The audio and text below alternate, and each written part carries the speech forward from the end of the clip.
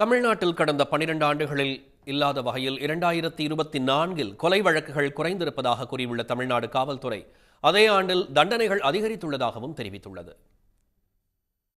தமிழ்நாடு காவல்துறை தலைமை வெளியிட்டுள்ள அறிக்கையில், தமிழ்நாட்டில் காவல்துறை மேற்கொண்ட பல்வேறு நடவடிக்கைகளால் 2023ஐ காட்டிலும் 2024இல் மனித உடலுக்கு எதிரான குற்றங்கள் குறிப்பிடத்தக்க வகையில் குறைந்துள்ளதாக தெரிவிக்கப்பட்டுள்ளது. கடந்த 2017இலிருந்து 2020ஆம் ஆண்டு வரையிலான காலகட்டத்தில் ஒவ்வொரு ஆண்டும் கொலை வழக்குகள் படிப்படியாக அதிகரித்து 2019இல் அதிகபட்சமாக 1745 வழக்குகள் பதிவாகியுள்ளன.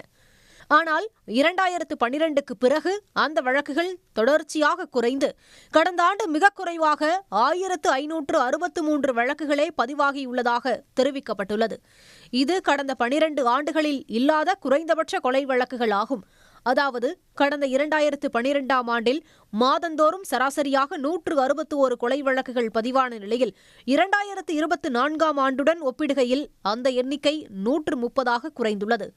இந்த எண்ணிக்கை 2025ஆம் ஆண்டில் முதல் 4 மாதங்களில் 120 கொலை வழக்குகளாக மேலும் குறைந்துள்ளதாகவும் டிஜிபி அறிக்கையில் தெரிவிக்கப்பட்டுள்ளது. ரவுடி மற்றும் பழிவாங்கும் கொலைகளை கட்டுப்படுத்த காவல்துறை கடந்த 4 ஆண்டுகளில் மேற்கொண்ட பல்வேறு நடவடிக்கைகளால் ரவுடி கொலைகளும் குறிப்பிட்ட அளவுக்கு குறைந்துள்ளன. OCIU எனப்படும் திட்டமிட்ட குற்ற புலனாய்வு பிரிவின் நெருக்கமான கண்காணிப்பு நடவடிக்கையால் கடந்த 2021 முதலான 4 ஆண்டுகளில் 326 கொலைகள் தவிர்க்கப்பட்டுள்ளதாகவும் சுட்டிக்காட்டப்பட்டுள்ளது.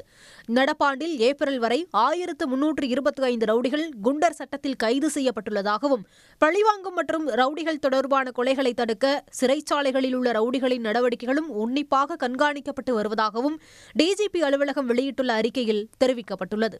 உடனுக்குடன் செய்திகளை தெரிந்து கொள்ள சன் நியூஸ் பெல் ஐகானை கிளிக் பண்ணுங்க.